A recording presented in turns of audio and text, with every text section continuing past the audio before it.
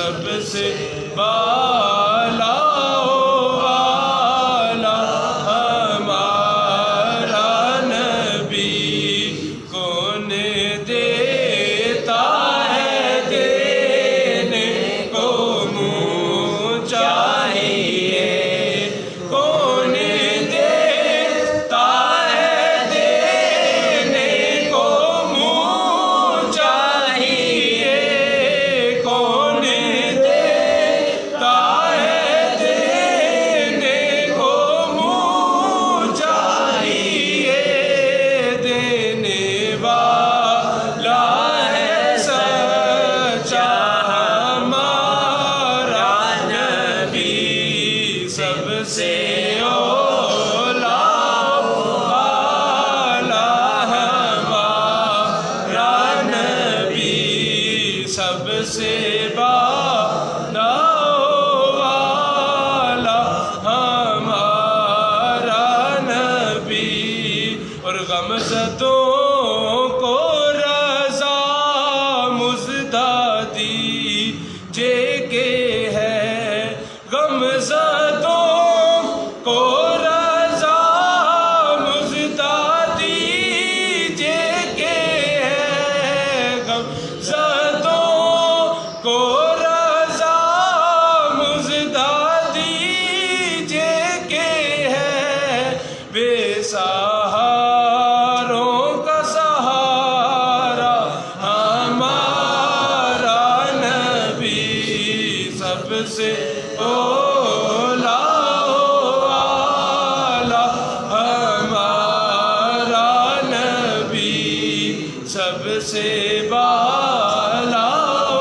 والا ہمارا نبی۔ ان اللہ و ملائکتہ یصلون علی النبی یا ایھا الذین آمنوا صلوا علیہ وسلموا تسلیما، الصلاۃ والسلام علیک یا سیدی یا رسول اللہ وعلی آلک وصحبک یا حبیب اللہ، الصلاۃ والسلام علیک یا سیدی یا رسول اللہ وعلی آلک وصحبک یا خاتم النبیین، الصلاۃ والسلام علیک یا سیدی یا رسول اللہ وعلی آلک وصحبک یا شفیع المذنبین۔ بغیر تمہید کے بات شروع کر رہا ہوں۔ ماہ مقدس ذی القعدہ کا جو چل رہا ہے، یہ وہ مہینہ ہے جس کے اندر بے شمار اولیاء کاملین کا وصال ہوا ہے، ہزاروں اولیاء کاملین کا وصال ہوا ہے۔ تو اس ماہ مقدس کا جو اہم واقعہ ہے وہ کیا ہے؟ 5 ہجری کو مہینہ ذی القعدہ کا تھا، اور اس کے اندر غزوہ خندق ہوئی، اس کے اندر غزوہ خندق ہوئی، جس کو غزوہ احزاب بھی کہتے ہیں۔ سورۃ احزاب آپ پڑھتے ہیں کہ نہیں پڑھتے وہ تو آپ کو علم ہے، لیکن جب سے امت نے قرآن کو پڑھنا چھوڑا ہے، در بدر کی خاک ہمیں چھاننی پڑ رہی ہے، ذلیل و رسوا ہم ہو رہے ہیں، وہ عالمی طور پر ہو، اجتماعی طور پر ہو یا انفرادی طور پر ہو۔ اور حضرت امام زین العابدین رضی اللہ تعالیٰ عنہ سے حدیث مروی غالباً آپ کا فرمان ہے کہ ہمیں حضور کے مغازی، جو حضور کے غزوات ہیں، جو حضور نے جنگیں لڑی ہیں، وہ اس طریقے سے پڑھائی جاتی تھی، سنائی جاتی تھی جس طریقے سے قرآن کی آیات پڑھائی جاتی ہے۔ اور آج ایک دفعہ میں نے غزوہ بدر کا ذکر کیا تھا، اور آج وہ غزوہ خندق کا ذکر ہو رہا ہے۔ اس وقت میرا یہی سوال تھا کہ ہم نے اپنے بچوں کو حضور کے کتنے غزوات کا درس دیا ہے، ہم نے کتنے غزوات کا درس دیا۔ محبت اہل بیت سب کر رہے ہیں، لیکن دامن پھر بھی ہمارا خالی ہے۔ یہ کیسی محبت ہے کہ امام کا عمل کیا ہے، وہ حضور کے جناب خاندان کا عمل کیا ہے، تو اپنے آل کو، شہزادوں کو حضور کے غزوات بتائیں، اور ہمیں فرصت نہیں بچے سے یہ پوچھ سکیں کہ تو نے آج نماز پڑھی کہ نہیں پڑھی۔ ہاں یہ ضرور پوچھیں گے تو ٹیوشن کیوں نہیں گیا۔ یہ باتیں عام آپ سنتے ہیں، آپ کہیں گے شاہ جی یہ روایتی باتیں کریں، آپ اڑ کے چلے جائیں گے، عمل کسی نے نہیں کرنا۔ اس لیے تو اب چہرے بے نور ہیں، اب وہ ساری ساری رات بھی کاروبار والی دکانیں کھلی ہیں، مارکیٹیں کھلی ہیں، لیکن ہر بندہ رو رہا ہے۔ وزیر اعظم سے پوچھو وہ بھی رو رہا ہے، وزیروں سے دیکھو ان سے پوچھو بھی، اور ہمیں دیکھو تو ہم بھی رو رہے ہیں۔ ہر بندہ 1000 کمانے والا بھی رو رہا ہے، لاکھ والا بھی، کروڑ والا بھی، ارب والا بھی رو رہا ہے۔ فیکٹریوں والوں کا حال جا کے دیکھو، وہ بھی کہیں گے کہ پوری نہیں پاڑ رہی، پوری کیوں پڑے بھائی؟ جب سے حضور سے منہ موڑا ہے صرف وہ ہم نے اپنا ظاہر سنوارا ہے، باطن ہمارا ویسے داغدار ہے۔ تو محفل میں آنے کا مقصد کوئی بات حاصل کر کے ہم جائیں، اگر بات نہیں حاصل کرنی تو محفل کا فائدہ تو کوئی نہیں۔ بابا فرید دیکھیں جی، میں تو کچھ بھی نہیں نا، ہم تو یہ بابا فرید کے جناب در کی جو خاک ہے، اس خاک کے بھی خاک در خاک غلام، ہماری تو حیثیت ہی نہیں کہ بابا فرید چاہے دعویٰ کر سکے یا ان کی ہمسری کر سکے۔ تو بابا فرید جیسی شخصیت کے ہوتے ہوئے بھی صرف 2 ہی وہ ستارے چمکے، ایک علاؤ الدین علی صابر، ایک محبوب الہی سید نظام الدین اولیاء، باقی کدھر گئے؟ فرید کے ہوتے ہوئے بھی کوئی نہ چمک سکا سوائے 2 کے، حضور کے ہوتے ہوئے کتنے چمکے؟ بس بات وہی ہے کہ جس نے حضور کو صرف دیکھ کر مانا تو بس وہ پھر بھی منافق ہی رہتا ہے، اگر اندر سے کوئی مانے تو پھر وہ مومن ہے، وہ چاہے کرن کا اویس ہی کیوں نہ ہو، ہزاروں میل دور بیٹھا ہے۔ لیکن بابا ابو انیس برکت علی رحمۃ اللہ تعالیٰ علیہ فرماتے ہیں کہ لوگ جو کہتے ہیں نا کہ ویسے کرنی نے حضور کی زیارت نہیں کی، آپ فرماتے ہیں ایسی بات نہیں ہے، بظاہر ویسے کرنی نے حضور کی زیارت نہیں کی، لیکن حضور سے تربیت جس ہستی نے حاصل کی ہے اسے ویسے کرنی کہتے ہیں۔ ویسے سلسلے میں حضور کے پاس آئے نہیں، لیکن قرن میں بیٹھ کر محبت کا دیا دل میں آپ نے جلا کر روشن کر کے حضور کا فیض کھینچا ہے۔ اس اویس کی بارگاہ میں جب عمر جیسی ہستی اور علی پاک جیسی ہستی آئے اور حضرت اویس ان سے پوچھیں بتاؤ حضور کے یہ ابرو مبارک، یہ بویں جو ہیں یہ ملتی تھیں کہ نہیں ملتی تھیں؟ اب جو مولا علی نفس رسول ہے، جو حضور کے باطن کا وہ جو منبع ہے، حضور کے باطن کو جانتے ہیں، وہ علی بھی خاموش اور وہ عمر فاروق وہ بھی چپ، پتہ نہیں یہ ابرو ملے تھے کہ نہیں ملے تھے۔ آپ نے فرمایا کہ ملے تھے۔ اب اویس کہاں بیٹھے؟ کرن کے اندر، اور فیض کہاں سے لے رہا ہے؟ مدینے سے۔ اگر آپ نے محفل میں آ کر اس بات، میں نے ایک بات عرض کی تھی کہ کلمہ شریف لا الہ الا اللہ، جب آپ کو بھوک لگے تو آپ نے اس کو پریکٹیکلی عمل کرنا ہے۔ آپ میں سے کس نے کیا؟ جس نے کیا ہاتھ کھڑا کر دے۔ ہم نہیں کر رہے عمل، ہمیں پتہ ہی نہیں، پھر کہتے ہیں جی وہ پتہ نہیں بابا فرید نے پتہ نہیں کس طرح 9 مہینے کا روزہ رکھ لیا۔ بابا فرید نے کلمے کی خوراک حاصل کی تھی، تو چلو ہم 9 مہینے کی نہیں تو ایک وقت کی خوراک کا انتظام تو کریں اپنی روح کے لیے، پر ہم نہیں کرتے۔ بابا فرید تو بڑی دور کی بات ہے نا، آسن عالیہ منڈیر شریف سید احمد حسین شاہ رحمۃ اللہ تعالیٰ علیہ قادری گیلانی، آپ 9 مہینے کا روزہ رکھتے تھے، یہ حالیہ صدی کی بات ہے، آج بھی وہ درویش موجود ہے۔ لیکن ہمیں نے جب سے عمل چھوڑا ہے تو پھر وہ کبھی جعلی بابوں کے پاس بھاگ رہے ہیں، جب تویز گنڈے کی، تویز گنڈا کیا کرے گا آپ کے لیے؟ کچھ نہیں کر سکتا تویز، کچھ ہوتا ہی نہیں تویز۔ مہر علی سے پوچھو تویز کیا ہے؟ مرید ہے جی تویز دے، آپ نے کہا کس چیز کا بھائی؟ اس نے کہا جی وہ چاچے کے ہاں جی بات ہوئی تھی رشتے کی، تو وہ اب انکار کر رہا ہے، باپ وہ تو ہو گیا انکار کر رہا ہے۔ آپ نے کہا بیٹا ہم تو علم والے پیر ہیں، تو علم کی بات پوچھے، حضور کے باطن کی بات پوچھو، حضور کی حدیث پوچھو، قرآن کا علم پوچھو، یہ کیا پوچھ رہے ہو؟ یہ تویز تو ہم نہیں کرتے۔ انہوں نے کہا نہیں حضور تویز دے۔ آپ نے کہا اچھا وہ مزید ہو گیا، آپ نے تو وہ تویز لکھا، آپ نے کہا یہ دروازے کی چوکھٹ پہ جہاں پہ دہلیز ہے نا، ایڈریس وہاں پہ لگا دینا، چسپاں کر دینا، اگر اللہ کو یہ پسند آ گیا تو انشاءاللہ رشتہ ہو جائے گا، نہیں تو پھر وہ مالک کی مرضی۔ پھر بھی مالک پہ چھوڑ دیا مہر علی نے، اور یہاں پہ بابے 100% گارنٹی دیتے ہیں جناب 1 گھنٹے کے اندر آپ کا کام، 1 گھنٹے کے اندر آپ کا کام۔ اخبار بڑی پڑی کہ نہیں بڑی پڑی؟ اور پیر نصیر شاہ صاحب فرمایا کرتے تھے بابوں کے متعلق، آپ فرماتے تھے کہ یہ ان کا جھوٹ سب سے پہلا کیا ہے؟ محبوب آپ کے قدموں میں۔ آپ فرماتے ہیں محبوب تو سر آنکھوں میں بٹھانے کے لیے ہوتا ہے، محبوب قدموں میں گرانے کے لیے نہیں ہوتا۔ تم جھوٹے اس لیے ہو، تمہارا دعویٰ ہی جھوٹا ہے۔ محبوب آپ کے قدموں میں، یعنی حرام کاری کروانی تو ہمارے پاس آؤ، اصل ان کا مقصد، ان کا مونوگرام یہ ہے۔ تو مہر علی نے جب وہ لکھا اسے جا کے لگایا تو نکاح ہو گیا، شادی ہو گئی۔ وہ میا تھا، وہ موڈے ہوتے تیسیا، اچھی جا سنگ لگایا، اللہ کرم کریسیا، یہ تویز ہے مہر علی کا۔ میا لکھ کے دیا، موڈے ہوتے تیسیا، اچھے سنگ لو لگائے، اللہ کرم کریسیا۔ مہر علی کا تویز تو یہ ہے، اس کی تو شادی ہو گئی، نہ مہر علی نے قرآن کی کوئی آیت لکھ کے دی بظاہر، نہ کوئی اعداد لکھ کے دیے، اصل میں تعلق کی بات ہے۔ جب سے تعلق ٹوٹا ہے، کئی بابوں کے ہاتھ آپ ذلیل ہو رہے ہیں، کبھی کس کے ہاتھ ذلیل ہو رہے ہیں۔ تو آئیں حضور کے مغازی، حضور کی غزوات اپنے بچوں کو بتائیں، رات سونے سے پہلے بتائیں کہ حضور کا داغ مبارک شہید ہوا تھا، اس کو پتہ ہو کہ آنے والا وقت جب اسلام پہ، جب پاکستان پہ کڑا وقت آئے گا تو اس کو پتہ ہو کہ میں نے بھوک برداشت کرنی، میرے آقا نے 2 پتھر باندھ کے غزوہ خندق لڑی ہے۔ آپ نے خندق نہیں کھودی، اور 10 صحابہ کی ڈیوٹی تھی، حضور نے گروپ بنا دی 10 صحابہ کا کہ تم نے ہر گروپ کے ذمہ 10 گز وہ جو خندق کھودنا ڈیوٹی میرے آقا نے لگائی۔ اور حضرت ابو طلحہ رضی اللہ تعالیٰ عنہ، آپ سے حدیث مروی، آپ کہتے ہیں کہ میں حضور کی بارگاہ میں حاضر ہوا شکایت لے کر، شکوے کے لیے کہ یا رسول اللہ صلی اللہ علیہ وسلم، یہ دیکھیں بھوک کا عالم یہ ہے کہ پتھر باندھا ہوا ہے، پتھر باندھا ہوا ہے۔ تو میرے آقا نے اپنی قمیض مبارک اٹھائی، آپ نے کہا دیکھو میں نے 2 باندھے ہوئے، آج امت کے ذائقے ختم نہ ہوں، حکمران 6-6 لاکھ تنخواہ لینے کے بعد بھی حضور کی عزت پہ بات نہ کر سکے، تو ایسی حکمرانیاں انشاءاللہ جلد تباہ و برباد ہونے والی ہیں۔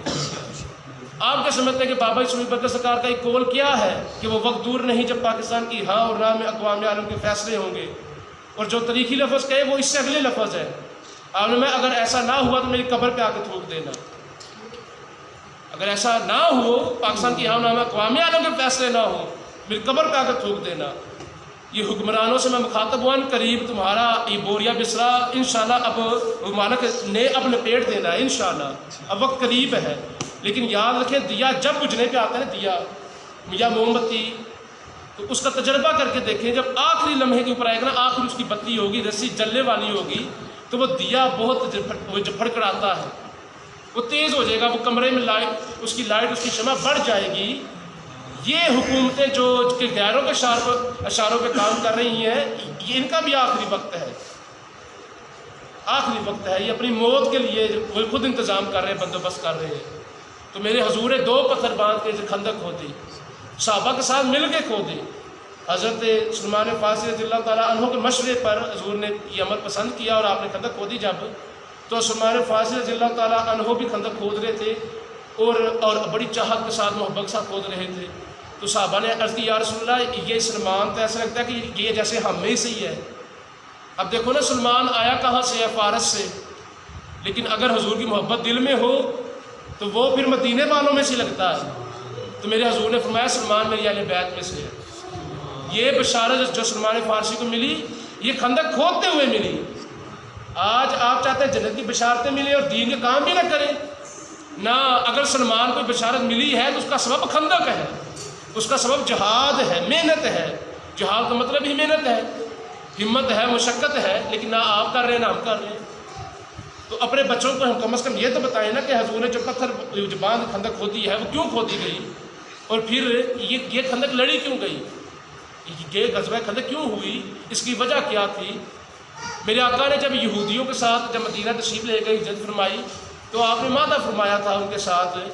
انہوں نے جب معاہدے کی خلاف ورزی کی اور کفار مکہ کا ساتھ دیا خفیہ طور پر، آپ نے ان یہودیوں کو، بنو نصیر کا وہ قبیلہ تھا یہودیوں کا، آپ نے ان کو مدینہ سے باہر نکال دیا، اور وہ کدھر گئے؟ وہ خیبر چلے گئے۔ وہاں خیبر میں اور بھی یہودی آباد، ان کے بے شمار قلعے تھے۔ تو میرے حضور کہ وہ دشمنوں نے مل کر آپس میں کہا کہ تم آ گئے ہو، آؤ ہم مدینے پہ حملہ کرتے ہیں۔ انہوں نے کہا ٹھیک ہے۔ انہوں نے بنو غطفان جو قبیلہ تھا ان کو کہا کہ تمہیں ہم خیبر کی آدھی آمدنی دے دیں گے، تم ہمارے ساتھ آؤ اور مسلمانوں کو ہم ختم کر دیں۔ انہوں نے کہا ٹھیک ہے، ابھی تمہارے ساتھ ہیں۔ وہ یہودی جو مدینے سے نکالے گئے، وہ بدبخت پھر مکے گئے۔ مکے جا کے انہوں نے کہا دیکھو تمہیں جب بدر میں بھی شکست ہوئی ہے، تمہیں احد میں بھی شکست ہوئی ہے، آؤ ان سے بدلہ لے۔ انہوں نے کہا جی بلے بلے، ٹھیک ہے ساتھ چلتے چلو۔ 10,000 کا یہ لشکر جو کہ مختلف قبیلوں کے آپس میں ملنے سے بنا، ان کی گروپنگ سے بنا، 10,000 کا یہ لشکر، اور میرے حضور کے جانصار کتنے تھے؟ صرف 3,000۔ حضور کے جانصار کتنے ہیں؟ 3,000۔ اور وہ منافق یہودی، وہ مشرک کتنے ہیں؟ 10,000۔ اور جب یہ 10,000 کا لشکر تیار ہوا تو اس کو احزاب کہتے ہیں، کہ مختلف وہ قبیلوں سے مل کر بننے والا گروہ، اس کو کہتے ہیں احزاب۔ اس لیے اس جنگ کو اس غزوے کو غزوہ احزاب بھی کہتے ہیں اور غزوہ خندق اس لیے کہتے ہیں کیونکہ حضور خندق ہوتی ہے. بالکل اسی طریقے سے جو اس وقت کے یہودیوں نے کیا نا بالکل اس طرح کے وہ عمل اب بھی ہوا ہے. آپ سوچیں کہاں ہوا ہے؟ انہوں نے سوچا افغانستان والوں کے پاس نہ ایٹم بم ہے, نہ ان کے پاس کوئی معیشت ہے, نہ ٹیکنالوجی ہے. روس نے کہا پہلے میں حملہ کرتا ہوں, امریکہ بہادر نے کہا چلو پھر میں بھی حملہ کرتا ہوں. یہ ساری 40 ملکوں کی فوج 40 ملکوں کی فوج نے مل کر امریکہ کے ساتھ افغانستان میں حملہ کیا سن 2001 میں. کہیں نہ سبحان اللہ یار, آپ بڑے چپ ہیں, آپ سمجھ نہیں بات کی آ رہی کہ وہ بھی اکٹھے ہو کر آئے تھے اسلام کو مٹانے مدینے. یہ بھی سارے یہودی اور امریکی اور عیسائی بت پرست سب اکٹھے ہو کر پہنچے افغانستان. لیکن جو وہاں ہوا ہے یہاں بھی وہی ہوا ہے. 1 مہینہ انہوں نے محاصرہ رکھا, 1 مہینہ محاصرہ رکھا مدینہ پاک کا. کیا ہوا, ان کا ایک بڑا بہادر جو 1000 کے مد مقابل میں لڑتا تھا, عمر بن عبد ود, اس نے وہ ایک جگہ سے تھوڑی گز کم تھی خندق, تو وہاں سے اس نے پلان کے نا آگے آ گیا. اس نے کہا کون ہے جو میرا مقابلہ کرے؟ تو میرے حضور نے فرمایا کہ علی تم اس کا مقابلہ کرو. مولا علی کے مقابلہ ہوا, ایک ہی وار میں اس کا کام تمام کیا. تو جو یہ جو وار تھا نا مولا علی کا, جو اب عمر بن عبد ود کے اوپر آپ نے کیا, جس کی وجہ سے وار سے جہنم ہوا, اس وار کو دیکھ کر میرے آقا نے فرمایا کہ علی کی یہ وار, علی کا یہ وار ثقلین کے عبادات سے افضل ہے. ثقلین کہتے ہیں تمام عالم ملکوت, تمام عالم جبروت کے اندر جتنے فرشتے ہیں, انس ہیں, جن ہیں, ان سب کی اندر عبادت گزاروں کی عبادت ایک طرف اور علی کی یہ وار ایک طرف. علی کا مقابلہ کون کر سکتا ہے؟ علی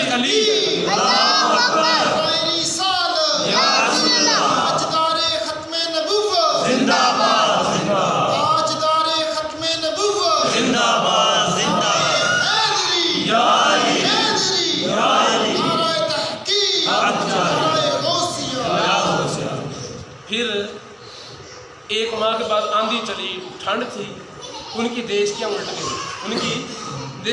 گئی, ان کے گھوڑے بھاگ گئے, تتر بتر ہو کے نکل گئے. اللہ نے میرے حضور کو اور حضور غلاموں کو فتح یاب فرمایا.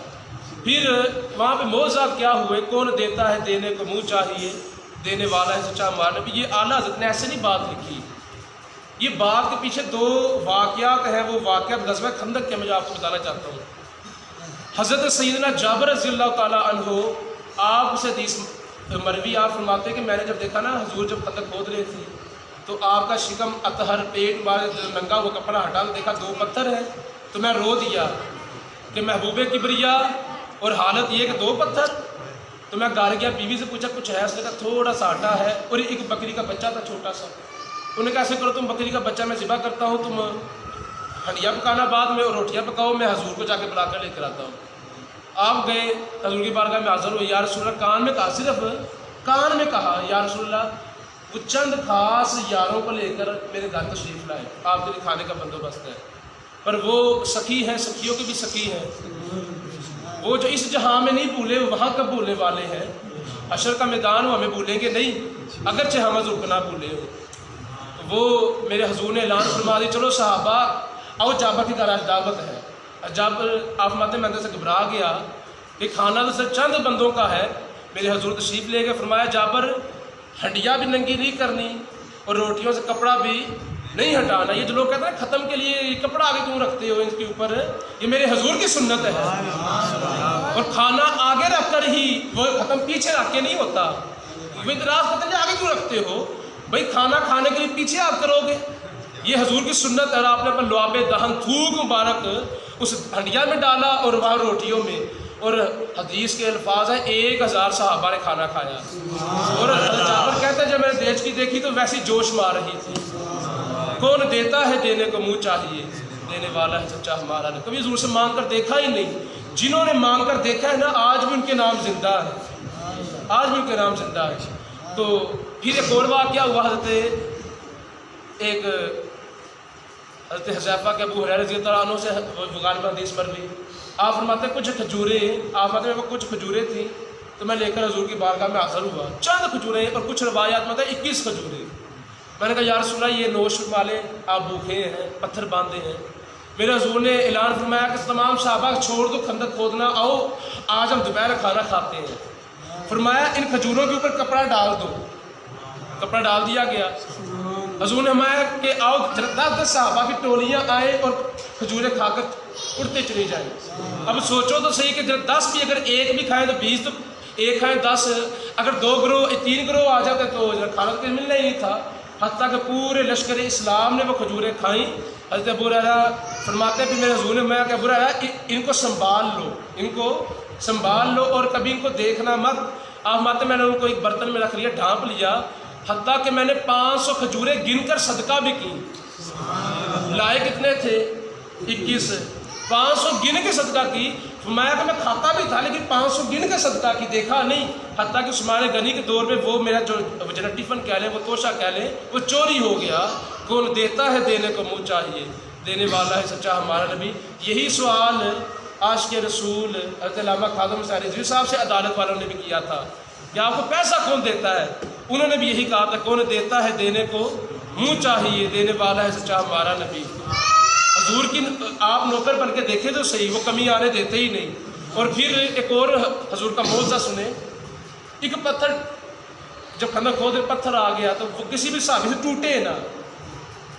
حضرت مجھے صحابی کا نام وہ جیسے نکل رہا ہے تو وہ حضرت یا رسول اللہ یہ پتھر نہیں ٹوٹتا، وہ غالباً سلمان فارسی تھے۔ حضور نے میں ایسا ٹھیک ہے میں آتا ہوں۔ آپ نے کدال پکڑی اور پتھر پہ جب پہلا آپ نے وار کیا نا تو آپ نے فرمایا کہ اللہ اکبر، روم فتح ہو گیا، روم فتح ہو گیا۔ پھر آپ نے دوسرا وار جب کیا چنگاریاں نکلی، فرمایا ایران فتح ہو گیا۔ جب تیسرا جب کدال ماری تو پتھر ریزہ ریزہ ہو گیا، اور فرمایا کہ اب جو بحرین کے سرخ محلات فتح ہو گئے، بحرین کے سرخ محلات۔ اور یہ اسی حضور کے وار کا صدقہ، اسی کے وسیلے سے بتاؤں کہ افغانستان میں کیا ہوا تھا۔ پہلا وار حملہ کس نے کیا؟ روس نے۔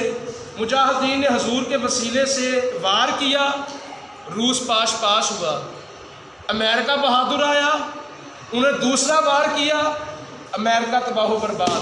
اب تیسرا کیا ہوگا؟ وہ پھر مجاہدین اٹھیں گے اور ہندوستان ہی فتح کریں گے۔ یعنی قریب یہ حضور کے کدال کا صدقہ، یہ حضور کے ان واروں کا صدقہ ہے۔ 3 ہی وار حضور نے کیے ہیں اور تیسرا وار مجاہدین کا رہ گیا ہے۔ یہ باتیں آپ سمجھیں گے میں ویسے کر رہا ہوں نا، یہ محبت کی ہٹ کر بات ہے، عقلی باتیں کر رہا ہوں۔ یہ ہوگا، 2 باتیں ہو چکی ہیں۔ تیسرا افغانستان جو ہے، افغانستان والے آپ کے ساتھ مل کر مجاہدین ہندوستان ہی فتح کریں گے اور ان قریب ہوگا، آپ دیکھیں گے۔ تو اس لیے حضور سے محبت کیا کریں انے واہ۔ کسی صحابی نے نہیں پوچھا یا رسول اللہ ہماری کدال پتھر پہ ہے، روم کیسے پتہ ہوگا؟ بتاؤ کہ صحابی نے پوچھا ہو نہ؟ محبت کرنی تو صحابہ جیسی کرے، محبت صحابہ جیسی ہے، اس کے علاوہ کوئی معیار نہیں محبت کا۔ اگر معیار ہے تو صدیق والی محبت ہونی چاہیے۔ کیسا معیار ہے جناب صدیق اکبر کا؟ جب حضور معراج تشریف لائے نا، آج بھی یہ امتی کلمہ پڑھ کر معراج کے منکر جو ہے یہ ان کے لیے بات ہے۔ حضور جب تشریف لائے تو اب ابو جہل کو بڑی تکلیف تھی کہ 6 مہینے کا سفر ہے، اگر تیز رفتار سواری ہو بیت المقدس تک اور مکے کی 6 مہینے کی مسافت ہے، آپ پہنچ کر اگر واپس آئیں، یہ کہتے ہیں میں راتوں رات بیت المقدس بھی گیا ہوں، امامت بھی کروائی ہے، سدرۃ المنتہا سے آگے، عرش بری سے آگے، لا مکان سے آگے، کعبہ قوسین او ادنا سے آگے، یہ ساری منزلیں کیسے کر لی؟ انہوں نے آ کر صدیق اکبر سے پوچھا کہ صدیق تیرا یار کہتا ہے کہ رات، اچھا ایک بندہ کہتا ہے کہ راتوں رات میں گیا ہوں، آپ نے کہا ٹھیک ہے، پھر آپ نے کہا ایسا نہیں ہو سکتا، اس نے کہا لیکن تیرا یار کہتا ہے میں راتوں رات ہو کر آیا ہوں، تو آپ نے کہا پھر وہ ٹھیک کہتا ہے، وہ گیا ہے، لیکن جو لفظ اگلے تھے وہ طریقہ آپ نے، میں اگر میرا محبوب یہ کہے نا، تم تو کہتے ہو نا کہ حضور معراج عرش پہ گئے تو تم نہیں مانتے، اگر میرا محبوب یہ کہہ دے کہ خدا خود مجھ سے ملنے مدینے آیا ہے تو میں صدیق ہی مانتا ہوں۔ محبت صدیق والی کرو۔ یہ جو عقل ہے، یہ عقل کا ایک یاد رکھے، عقل ہمیشہ دھوکہ دے گی آپ کو۔ عقل عیار ہے سو بیس بنا لیتی ہے، عشق پر اعمال کی بنیاد رکھ۔ یہ آج کی محفل کا درس ہے۔ عقل عیار ہے سو بیس بنا لیتی ہے، عشق پر اعمال کی بنیاد رکھ۔ عقل جو ہے تیز ہے، چلاک ہے، یہ 100 طریقے سے بیانہ بنائے گی، آپ کے ذہن میں خیال ڈالے گی حضور کیسے معراج پر گئے۔ عقل کو کہے چھٹی کر، میرا یار گیا ہے، بات ختم ہے۔ ہم نے سوچنا ہی نہیں، وہ کیسے گئے وہ جانے اور وہ جانے، یہ تو معاملہ یاروں کا معاملہ ہے۔ اچھا لوگ کہتے ہیں معراج پر حضور گئے تو دنیا کیسے رک گئی؟ ایک دیسی سی مثال دوں، دیسی سی مثال جو آپ کو سمجھ آئے گی۔ حضور کی ناموس پر اگر ایک مذہبی جماعت تحریک لبیک پاکستان دھرنا دے تو چند منٹوں کے اندر پورا ملک بند ہو سکتا ہے، تو اگر وہ یہاں سے جائے تو سارا نظام ٹھہر کیوں نہیں سکتا؟ یہ تو ایک ملک کی بات ہے نا، ایک ملک کی بات ہے۔ اگر ان کے نام پر آئے تو ملک بند ہو جاتا ہے۔ تو جب حضور یہاں سے گئے نا، آپ سوچتے ہیں بھی وہ سب کچھ ٹھہر کیسے گیا، دنیا ٹھہر کیسے گئی؟ تو سن لیں، حضور اس جہان کی جان ہے، حضور اس جہان کی ایسے نہیں کہہ رہے جان ہے۔ جب جان وجود میں ہوگی تو وجود حرکت کرے گا۔ ایک بات کہا کرتے تھے دادا مرشد، وہ آپ کو سنا کے بعد ختم کروں۔ آپ کہا کرتے تھے یہ میری انگلی ہے، یہ میری انگلی ہے، نہ اس کی آنکھ ہے، نہ اس کے کان ہے، نہ اس کی ٹانگیں ہیں، یہ مجھے دیکھ رہی ہے بغیر آنکھوں کے، یہ مجھے دیکھ رہی ہے بغیر آنکھوں کے، سن رہی ہے بغیر کانوں کے، چل رہی ہے بغیر ٹانگوں کے۔ میں چاہتا ہوں کہ یہ انگلی میرے ناک پر آ جائے، صرف ارادہ ہے دل میں، یہ انگلی ناک پر آ گئی، یہ انگلی میں چاہتا ہوں میز پر آ جائے، میز پر آ گئی۔ سوال یہ ہے یہ انگلی کیا کر رہی ہے؟ نہ اس کی آنکھ ہے، نہ کان ہے، اگر ہے تو دکھاؤ۔ کوئی ثابت نہیں کر سکتا، سائنس ثابت کر سکتے اس کی آنکھ، کان اور ہاتھ پیر اور نہیں۔ یہ انگلی دراصل جو میرے دل میں ارادہ آتا ہے، یہ انگلی وہ کر دیتی ہے۔ کیوں؟ کیونکہ اس انگلی کی جان میں ہوں۔ حضور اس کائنات کی جان ہے، تھے نہیں، جان ہے۔ تو جب جان یہاں سے نکل گئی تو سب کچھ ٹھہر گیا تھا۔ یہ تو سوچنے والی بات ہی کوئی نہیں۔ آپ نے سوچا نہیں کبھی، اصل میں آپ سنتے رہتے ہیں پر آپ نے کبھی سوچا ہی نہیں۔ حضور نے کوئی ثابت کرے کہ سورج کہا ہو کہ سورج پیچھے آ کر علی کو اثر پڑا پھر غروب ہو جا؟ نہ، حضور نے تو خاموشی سے انگلی ایسے کی ہے۔ سورج کو کس نے کہا کہ حضور کا یہ انگلی کا اشارے کا مطلب ہے کہ پیچھے آ، علی کو اثر پڑا پھر جا؟ چاند کو آپ نے صرف ایسے کیا ہے، یہ نہیں کہا کہ دو حصے ہو پھر گھوم اور گھوم کے مل جا۔ یہ سب کیا تھا؟ یہ سب حضور کی انگلی کا فیض تھا۔ اور چونکہ حضور کے دل کے اندر جو ارادہ آتا تھا، حضور اس جہان کی جان ہے، اس لیے جو جان کا ارادہ ہوتا ہے وہی پھر جہان کرتا ہے۔ حضور کے دل میں ارادہ تھا سورج پیچھے پلٹ، صرف انگلی کی سورج پیچھے پلٹ گیا۔ حضور کے اندر ارادہ تھا کہ چاند دو ٹکڑے ہو تو چاند دو ٹکڑے ہو گیا۔ اس لیے یہاں پہ عقل کو چھٹی دیں۔ وہ کئی منکر تو حضور کے شکل کمر کو بھی نہیں مانتے کہ چاند بھی آپ نے نہیں توڑا، وہ تو سورج کے پیچھے مڑنے کے بھی منکر ہے، تو کیا ہم ان جیسے ہو جائیں؟ نہ، ہم نے کلمہ رسول اللہ کا پڑھا ہے، ہم غلام صدیق کے اور علی کے، یہ جو وہ جس طریقے سے محبت انہوں نے کی ہے اسی طریقے سے محبت ہم کریں گے۔ اور ایک صرف بات آپ کو بتاؤں، یہ جو عقلی دلائل ہے نا، یہ عقل ہے، عقل کو حضور کے معاملے میں چھٹی دیا کرے۔ میرا موضوع یہ تھا کہ غزوہ خندق کو اور غلام منطق، یہ جو منطقی لوگ ہیں، منطقی لوگ ان سے بچیں۔ حضور نے یہ کیسے کیا، یہ کیسے ہوا، یہ کیسے ہوا، یہ کیسے ہوا، ان سب سے باہر نکلے۔ میں اپنے ایک واقعہ سنا کے بعد ختم۔ یونیورسٹی کے اندر جب میں پڑھ رہا تھا تو وہاں پہ ایک سر نے سوال کیا، یہ لوگ اپنے آپ کو بہت پڑھا لکھا سمجھتے ہیں۔ سوال اس نے کیا کیا، منطق کی بات ہے، منطق کی، کہ حضور تو اس دنیا میں 12 کو آئے، سمجھ آتی ہے، کلاس میں کھڑے ہو کر انگلی کس پر؟ آقا دو جہاں پر۔ تو اپنا علم، تو نے انگریزوں کا علم پڑھا ہے، انگریزوں کی بات کر، تو نے نہ حدیث پڑھی نہ قرآن پڑھا، تو آقا کی طرف انگلی کر کے بات کرے گا؟ لیکن ایک المیہ ہے ہماری تعلیم کا، وہ المیہ کیا ہے کہ 20 نمبر انہوں نے رکھے ہوتے، 20 یا 12 نمبر رکھے ہوتے ہیں استاد کے، کہ اسٹوڈنٹ کا جو وہ جو بیہیویئر ہوگا نا برتاؤ، اس کے مطابق نمبر ملیں گے۔ یعنی اگر 60 نمبروں کا پرچہ ہے، 60 نمبروں کا، تو 48 نمبر ملیں گے آپ کی محنت کے، 12 نمبر آپ کے بیہیویئر کے۔ یہ سب یہودیوں کی سازش ہے، میں یہ واللہ باللہ تاللہ مسجد بیٹھ کہہ رہا ہوں۔ ان کا مقصد یہ ہے کہ استاد کے سامنے شاگرد بولے نہ، جو ہم بکواس کریں یہ سنتے جائیں۔ کیوں سنتے جائیں؟ کہ میرے 12 نمبر استاد کے ہاتھوں میں ہیں، میرے 12 نمبر ہیں استاد کے ہاتھوں میں۔ لیکن الحمدللہ میں ان 12 نمبروں کے لیے چپ نہیں بیٹھا، یہ مزے کی بات کرو، اپنی تعریف نہیں ہے، یا آپ کو بھی دعوت فکر ہے۔ وہ کہتا ہے جی میلاد 12 کو تو ظہور آئے، 12 کو ظہور آئے، تو حضور جب 12 کو دنیا سے گئے تو پھر خوشی کیوں منا، تو غم منایا کرو بھائی، جب جشن آمد رسول نانک منایا کرو، آپ تو غم منایا کرو کہ حضور اس طریقے کو گئے ہیں۔ ساری کلاس چپ۔ بڑے غور سے سن رہی ہے جناب، سر صاحب کیا تبلیغ کر رہے ہیں۔ میں نے سر سے ایک سوال کیا، میں کہا سر سنیں، حضرت آپ کو تو عید میلاد النبی سے تکلیف ہے نا صرف، ہماری تو صرف 3 عیدیں، آپ کو تیسری پہ تکلیف ہے۔ میں آپ کو ثابت کر سکتا ہوں کہ ہماری صرف 3 عیدیں نہیں، تقریباً 60 عیدیں بنتی ہیں۔ کہتا کیسے؟ میں نے کہا حضور کا فرمان ہے جمعہ مسلمانوں کے لیے عید کا دن ہے، عید ہے کہ نہیں ہے؟ عید ہے، تو پھر اس لحاظ سے ہر مہینے میں 4 عیدیں، سال کی کتنی عیدیں؟ 48 عیدیں۔ ان کو 3 کی تکلیف ہے، ہم تمہیں 48 بتا رہے ہیں۔ میں نے کہا سر اب سوچیں جمعہ عید کا دن کیوں ہے؟ کیونکہ آدم پیدا ہوئے جمعے کو، لیکن اگلی بات آدم فوت بھی جمعے کو ہوئے، تو پھر ہمیں چاہیے نا جمعے کو ہم نہایا نہ کرے، میلے کپڑے پہن کر مسجد میں آیا کرے۔ ہمارے ابا دنیا سے گئے، ہمیں تو غم کرنا چاہیے۔ نہیں یہ اور بات ہے، یہ اور بات میں کوئی اور بات نہیں، حضور کے بارے میں آپ کے جناب ارادے۔ وہاں پہ ایک لڑکی بولی، ایک طالبہ بولی، تجھے یہ نہیں پتا کہ یہ کو ایجوکیشن حلال ہی نہیں ہے، تو ادھر آ کے تو حضور پہ انگلی اٹھائے گی؟ تو اپنی ذات دیکھ، تو اس 2 ٹکے کی تعلیم کے لیے مردوں میں آ کر بیٹھ گئی۔ ابو انیس سوئی بکر سرکار کا فرمان تھا اگر پڑھانے والا حسن بصری ہو، پڑھنے والی رابعہ بصریہ ہو، تعلیم قرآن کی ہو، تو پھر بھی یہ جائز نہیں، کیونکہ تیسرا ان میں شیطان موجود ہوگا۔ جب ان کے درمیان شیطان موجود ہے تو پھر تیرے میرے درمیان شیطان کیوں موجود نہیں؟ وہ کہتے دیکھیں جی ابو بکر صدیق نے نہیں منائی جی عید میلاد النبی، ابو بکر صدیق نے، عمر فاروق صحابہ نے نہیں منائی، ہم کیوں منائیں؟ اس سے سوال بنتا ہے کہ صحابہ نے تو اپنی بچیوں کو جنہیں کالج نہیں بھیجا، تو کیوں کالج آئی؟ صرف ان کا بغض حضور کی وجہ سے ہے۔ کیسی خوشی ہے، یاد رکھیں میرے حضور نے فرمایا تھا، یہ فیصلہ دے رہا حضور کا فیصلہ، فتویٰ میرے حضور کا ہے۔ آپ نے فرمایا کہ میرا اس دنیا میں رہنا بھی، آنا بھی کمال ہے، یہ میری امت کے لیے برکت ہے، میرا جانا بھی، یعنی امتی کے لیے نبی کا دنیا میں آنا بھی برکت اور جانا بھی۔ تو جب حضور فرما دے میرا آنا اور جانا برکت ہے تو ہم غم کیوں کریں؟ ہم وہ امت نہیں کہ اس کا نبی زندہ نہ ہو، ہم تو وہ امت ہے خدا بھی زندہ، نبی بھی زندہ، ولی بھی زندہ، شہید بھی زندہ، غوث بھی زندہ، قطب بھی زندہ، جو